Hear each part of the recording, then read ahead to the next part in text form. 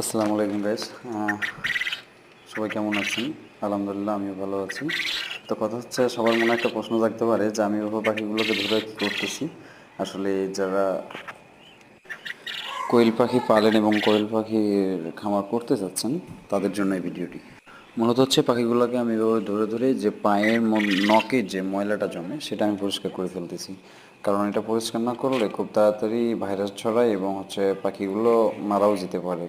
তাই খুব যত্ন করে হচ্ছে যে তাদের পায়ের যে ময়লাগুলো সেগুলো কন্টিনিউ পরিষ্কার রাখতে হবে। এবং আসলে কোয়েল পাখি এমন একটা জিনিস, তাদেরকে সবসময় সুন্দর একটা পরিবেশে রাখতে হবে, না হলে যে কোনো সময় অসুস্থ হয়ে যেতে পারে, ভাইরাস ছড়িয়ে পড়তে পারে। তো তাই আমি তাদেরকে খাবার খাওয়াইয়ে তারপর হচ্ছে যে তাদের পায়ের ময়লাগুলো আমি পরিষ্কার করে দিচ্ছি। আসলেই কোয়েল পাখিটা এমন একটা জিনিস যে মানুষের মধ্যে তাকে যত্ন করতে হয়। হ্যাঁ, তো যারা কোয়েল পাখি নতুন খামার করবেন বা পালার যাদের শখ বা শখের বশত পালছেন তাদের উদ্দেশ্যে ভিডিওটা। আপনারা অবশ্যই তাদের পায়ের নখের যে ময়লাগুলো থাকে সেগুলো আপনারা সরিয়ে ফেলবেন, না হলে ভাইরাস হতে পারে এবং সে মারাও যেতে পারে। ধন্যবাদ। আর কারো যদি কিছু জানার প্রয়োজন হয় যে কোয়েল পাখি সম্বন্ধে, তাহলে অবশ্যই আমাকে নক করবেন।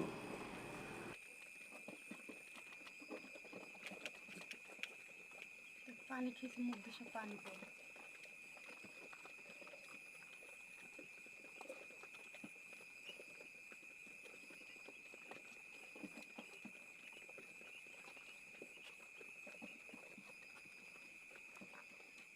মোবাইল খেয়েছে কোন হয়।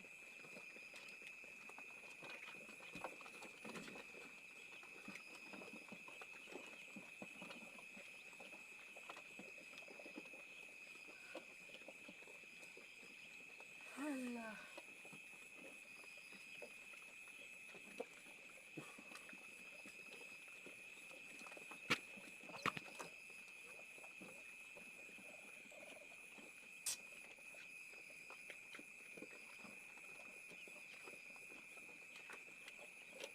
পা ভিজিয়ে এবার সারান লাগবে,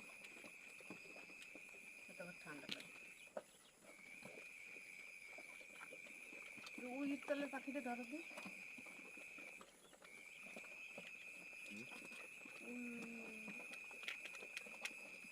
ওই পাইপের তলে।